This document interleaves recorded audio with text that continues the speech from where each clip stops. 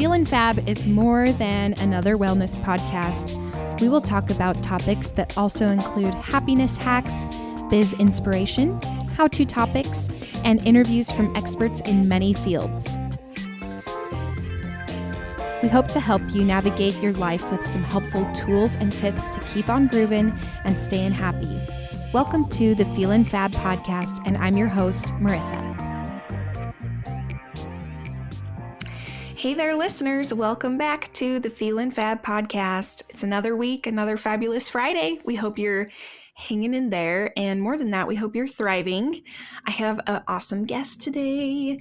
My friend Shauna is someone that I have worked with for a couple of years, and we have some overlapping parts of our work, but we also have a lot of things that are different. So I wanted to bring Shauna on today and to teach us some more about the things that she does that I'm not an expert in, and the things that I really admire about her. So I'm really excited to talk to Shauna today from SBell Wellness. So welcome to the show, Shauna.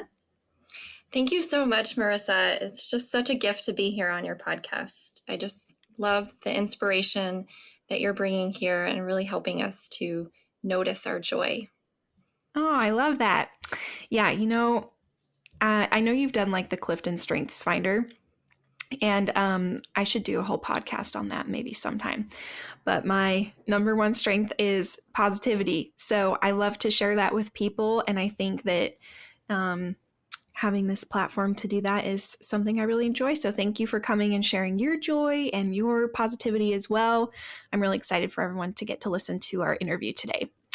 So Shauna, I want the listeners just to get to know you a little bit. Why don't you tell us a little bit about like who you are and what you do and what brings you joy? What's your passions? Tell me all the things. Yes, so I am an integrative nutrition health coach and a doTERRA wellness advocate.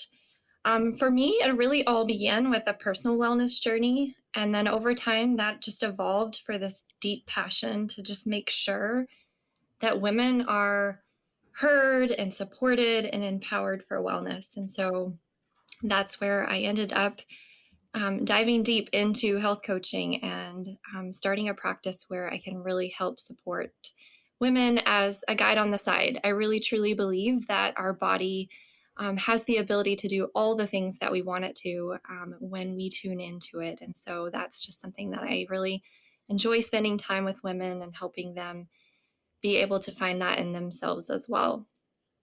Oh, I love that.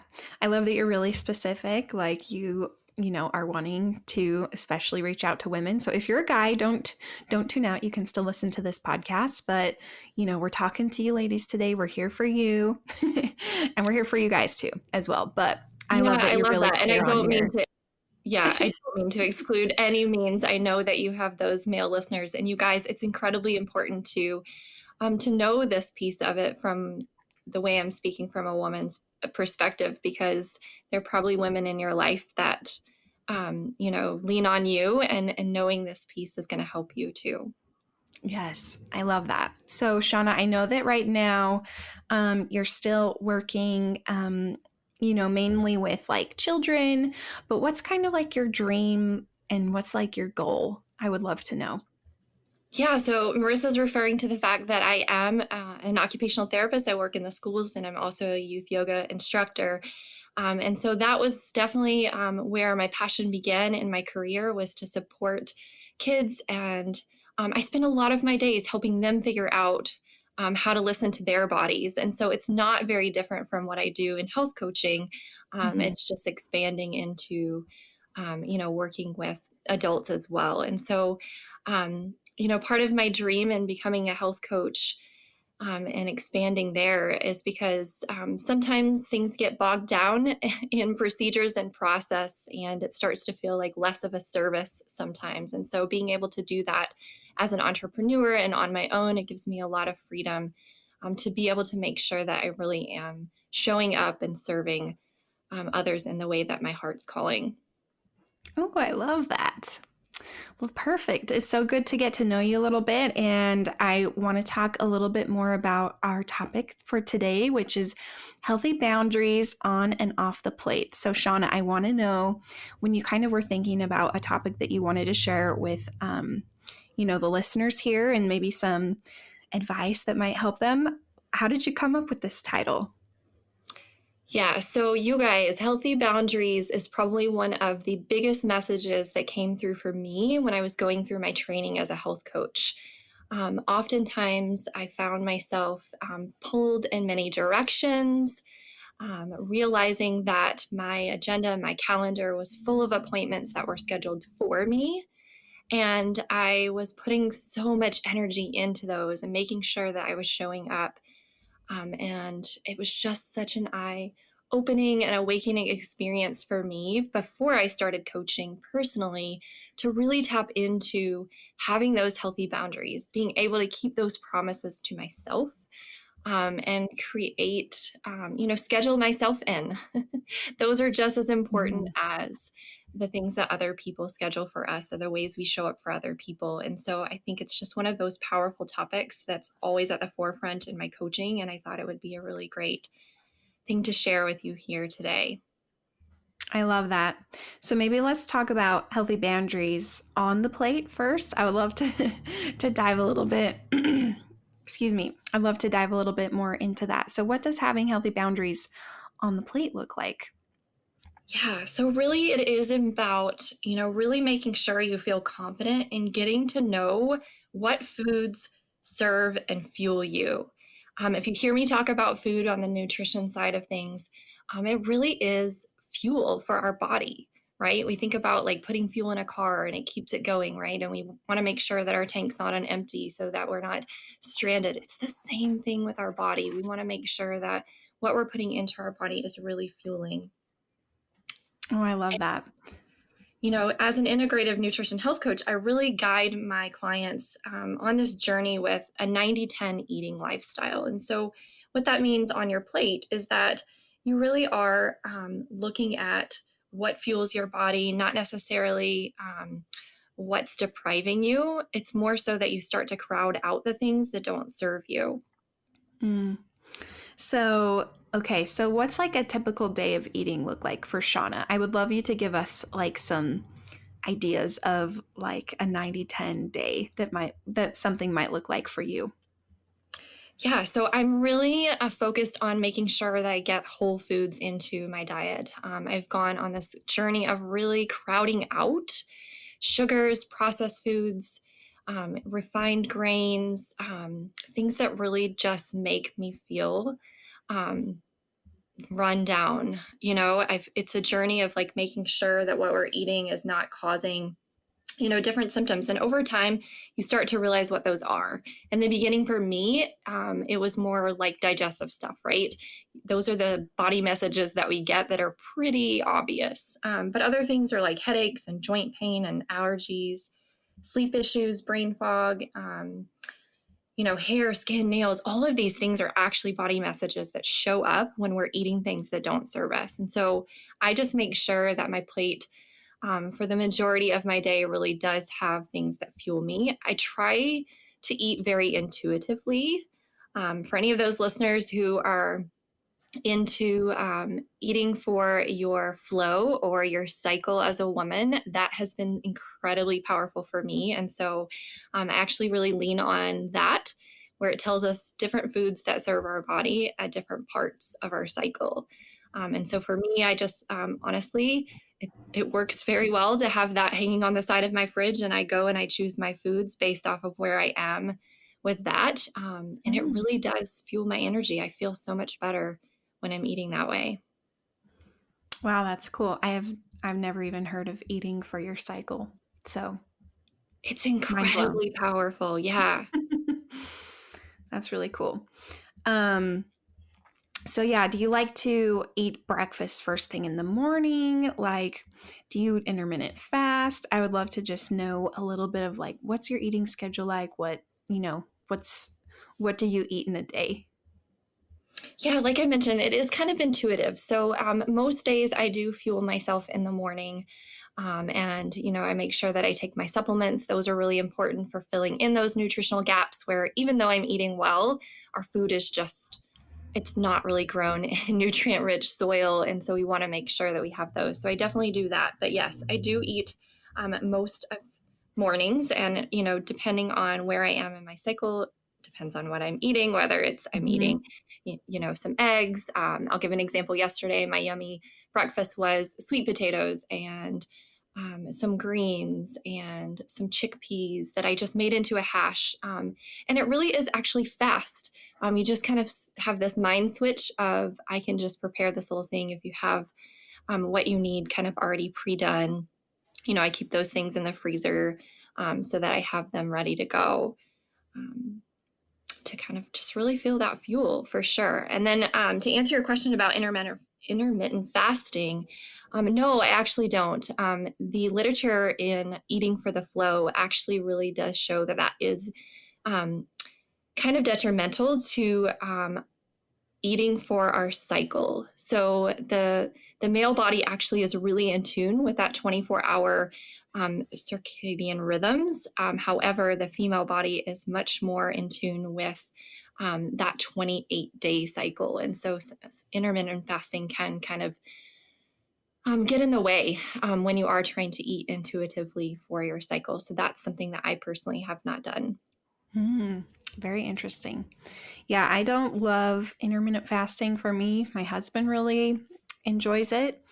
But yeah, it's always fun to just, learn a little bit more. So I'm going to have to look a little bit more into eating for your cycle. I would love to chat with you some more about that later.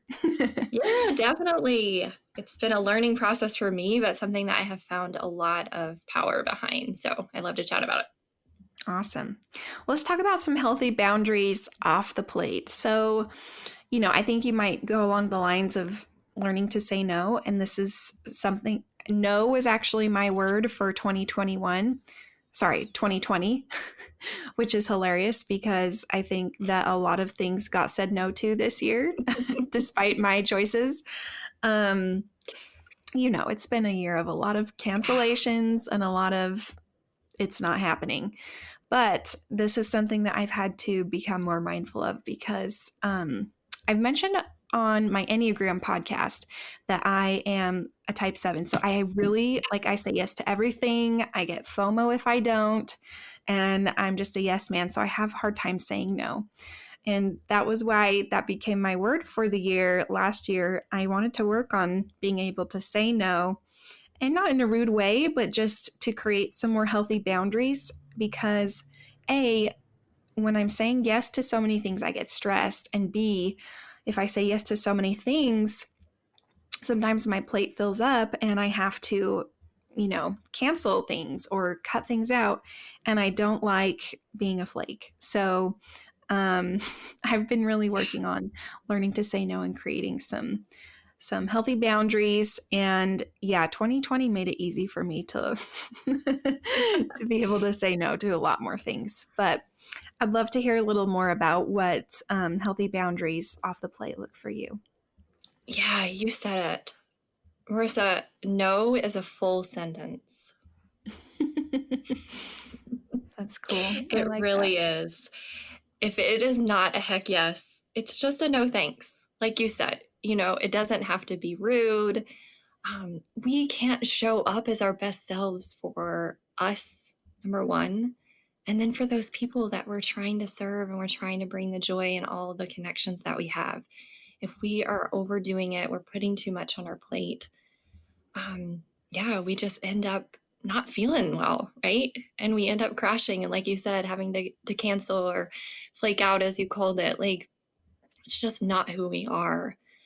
So being able to be confident in no being a full sentence and being a role model for that, right? I think a lot of times we Mhm. live in a culture where it's one of those things that, we feel obligated to tell all the reasons why I'm saying no, right? Right. We don't have to always give all the details. And sometimes it's just good enough to say, hey, I've got a little too much on my plate, but maybe not, maybe another time.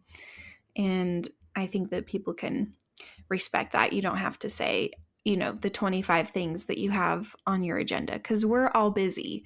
So, I've noticed that when maybe I ask something of people and they say no to me, but they tell me like 50 reasons why, it's like, I don't really want to know all the reasons why. It's totally okay just to say it's not a good time, but thanks for offering, or, such as an example. But yeah, I think we can just leave it at that. We don't have to, explain ourselves silly. Right? Yeah, setting those parameters, it's incredible. And I kind of alluded to it earlier, kind of scheduling ourselves in the way that we schedule others, right? I think that's the way that it's sustainable. It's really where the nourishment happens. That's why I call it that, nutrition off the plate, because this is where the magic is. This is where we start to have that true personal development. We start to schedule in movement for ourselves because we know it feels good. And whatever that means for you, exercise is very personal. I think that a lot of times it can be um, materialized in the sense of, this is the way to do it, or this is the, hot exercise routine of the time or whatever. But it really is personal. It really is figuring out what feels good for your body, what gets you going, what gets you in your optimal headspace. And so I think that's an incredible thing to make sure we're tuning into, so that we are ready to say yes to those things that come our way. So I keeping love those that. promises, keeping those promises to ourselves, that's just been an incredibly important part of my journey. And making sure that we are giving ourselves time to recuperate unapologetically. I know for me that has been such a learning process. Because again, just in the same way that we want to share our excuses or our reasons with other people when we say no, it's kind of that same thing when we do crash. It's like, oh man, we're so hard on our body. We kind of negative self-talk, all of those things. We're just like, you know what, body? Okay, this is what you need right now, right? And so unapologetically giving ourselves that time to recuperate is so important. And when we put them in proactively, right? I know you and I have that shared journey of using essential oils. That's a big piece of it. Putting in those oils proactively. And then in the moment when we need to flip the script and help us realize that we do have it.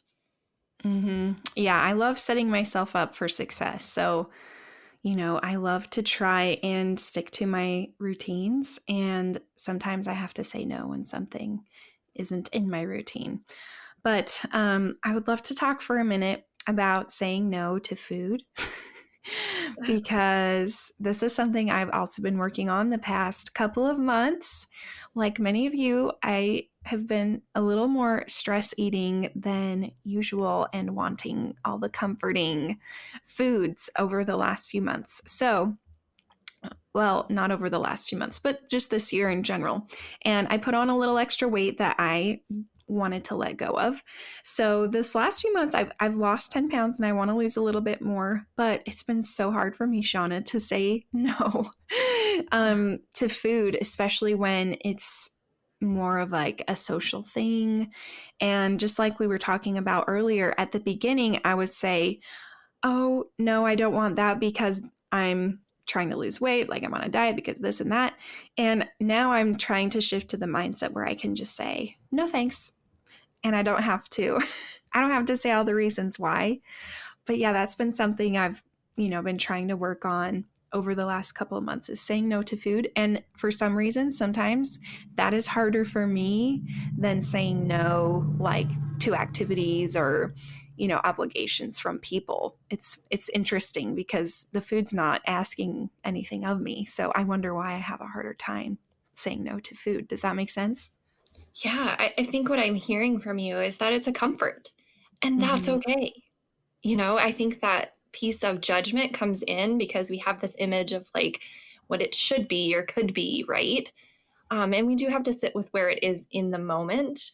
But I also hear you saying that you do desire for it to be different. And so I think you do see that there's something about it that's not serving you.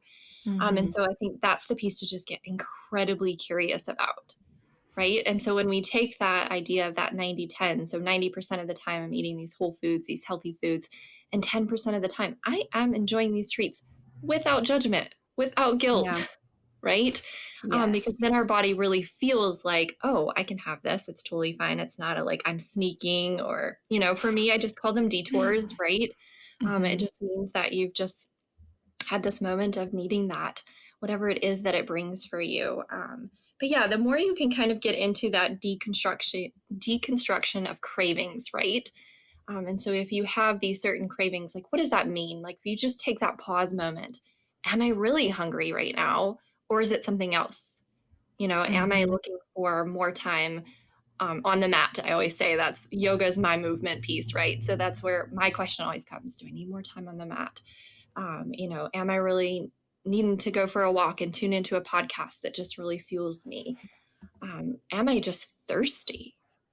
Mm-hmm. Am I tired? Tired's a big one. That's that body Yes. message that we often feel like we're hungry or we're looking for that extra treat when our body is actually just like, hey, I could use a little extra rest. So that's my encouragement there, is just taking those pause moments when they pop up. And if you sit with them for a moment and they say, it's that treat, then go for it and enjoy it. Yes. It's really not about deprivation. It really is about just crowding it out when, for the foundation of our nutrition. Our Mm, body I is like able to that. process and heal through those pieces that maybe some of those treats might not be doing so well for our body when we do have more of a foundation in nutrition. Yo-yo dieting, those things, it's really not a sustainable lifestyle. Mm-hmm. Um, it really leaves us in that self-judgment, that, feeling like we're unworthy, we're, just unraveling our health, versus really having that foundation of wellness. Cool. I like that. And I love what you've been saying about the 90-10. Um, I think it's totally okay to say yes to treats and bread and, the things that I really enjoy. But I have definitely gotten better over the last few months of just enjoying a little bit of it instead of eating my heart out, if you know what I mean. So, yeah, I think these are really things that I've been, thinking about, trying to understand. And it's just really interesting to kind of deep dive a little bit more into like, why do I think the things that I do? Yeah, I think another piece of that is that we often compare ourselves to someone else, whether it's consciously or subconsciously. We live in a world where we're just constantly seeing other people's journeys with that, and we don't see their whole journey. We see pieces of it. And so we start to compare.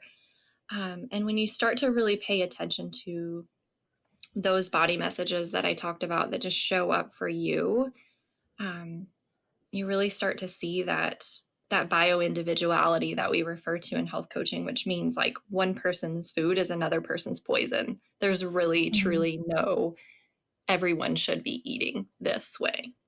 Yes. That's really interesting. Cool. Well, I want to like rapid fire a couple questions with you. What are you reading right now? I actually, um, I am notorious for having lots of books that I have Hmm. half read, right? Yes, Um, me too. and so I think that that is an incredible thing for me. But I actually don't have a book that I am currently really diving deep into. However, I do have one that, The Universe Has Your Back, is really calling me. And so I think there's a message there that I need to hear. I've heard this book several times recently. And so um, I'm ready to dive into that one. Oh, awesome. And what is your favorite fruit? It's funny you should mention that. I actually have a fruit intolerance. Oh, I didn't know Which means this. that, yes, it's actually a big part of my health journey that led me to where I am today and all the things we're sharing. Mm. Um, yeah, my body responds differently to fruit. I've been on a healing journey for that for probably about 4 years now. And I have been able to build them back in, like really listening to those body messages again. So I do have some fruits. So I will share that blueberries are the fruit that my body responds best to, which actually is incredibly great for nutrition because they're so Yes. high in antioxidants. So thank you, body, for responding well to that one. What's your favorite veggie? Broccoli, for sure. Broccoli. I have a funny quick story on that one. As a kindergartner, actually, I struggled going to school. I had younger siblings at home, and my teacher one day told my mom, "Oh, Shauna had such a great day at school. You should reward her." And my mom said, "What do you want?" And I said, "Trees," which is what I called broccoli. That's adorable. I love it. What is one thing that you want to give up in 2021? Having or feeling like I need to have all the answers first. My word for 2021 is curious. Ooh, I like it. I haven't picked my word yet, but I love that. And what is a habit that you want to start implementing in 2021? Actually, taking some devotional time, some journaling time, and adding that into my morning yoga routine is something that I really want to make a habit of doing on a regular basis. Ooh, I like that. And last but not least, what's your favorite essential oil? Rose. Rose has Tell me been why. it really has been my oil for this year. It has kept the vibration up. It has helped me be able to really work hard on honoring those healthy boundaries. It's one of those oils that I can just stop in my tracks and put that over my heart, take some breaths on purpose, and know that no matter what's going on, everything is okay. And we can always reset. So yeah, it sets amazing vibrations. Ooh, I love that. Yeah, if you don't know, rose is the highest frequency, energy frequency oil, which I don't know a lot about like energetic frequencies, but it's very cool. Something to read up on if you're interested. Awesome. Well, Shauna, where can the listeners like connect with you if they want to, learn more about you or maybe follow you on Instagram for your tips and tricks? Where's a good place to send the listeners? Yes, my Instagram handle is SBell.wellness. And you can also find me on my website at sbellwellness.com. I would love to connect if something we spoke about today, is something that you're resonating with. Then let's have a chat. I love to do actually free discovery calls that just allow you to come and have that chat with me, and we can kind of see if, some of these things I talked about are something that you want to tune into. You want to start to learn how to listen to those body messages so that you can really tune into your circle of life, all of those things that really matter for you. Awesome. And Shauna, like I know you're a health coach, but maybe people like what can they come to you for? Such as like probably some nutritional guidance. Maybe just give me a list of a few things that you love to coach people with and chat with people about. Yeah, so the biggest thing for me is actually women who have really felt like they have low energy, sleep challenges, occasional pain, and emotional stress roller coasters. Those are all things that I've really been able to help my clients tap into. And nutrition is a big part of that, but it really truly is on and off the plate. And so you'll know that for me, you're not going to get like, here is an outline of your diet and here's what you're going to eat. I'm going to help you be able to tune into what are you eating and is it serving and fueling you in the ways that you want. A lot of the times the women who come to me are ones who have been trying to find that support in traditional medical approaches that are just coming up short and helping them truly feel their best selves. So if you're someone who's ready to make some changes and you're really looking for that community, that accountability and encouragement, that's what I'm here for. I show up for you to bring that to the table. Well, Shauna, you are such a great inspiration. I always love keeping with you on Instagram, and so I'm sure that you and I will touch base over there. But speaking of Instagram, if you haven't already, feel free to follow along the podcast. We have a new Instagram page. It's Feelin Fab Podcast, and you can just keep up with our episodes over there. I post every week when we have a new episode come out, and I ask some fun questions and do some fun giveaways over there. So make sure you're following on Instagram, and we will tag Shauna in the posts over there so you can have a quick link to find her. And as well, we just would love to give you a friendly reminder to subscribe to the podcast if you haven't already. We are putting out new episodes every Friday right now. And I would love you to rate and review this podcast so that I can keep showing up here and knowing what you guys are enjoying. And how I can improve, of course, is always helpful. Constructive criticism. But anyways, there's your friendly reminders today. Make sure to follow us on Instagram, keep up with Shauna, and don't forget to rate and review the podcast. We hope you guys are enjoying it and that it is adding a little more fab to your drab. We'll talk to you next week. Bye, everyone.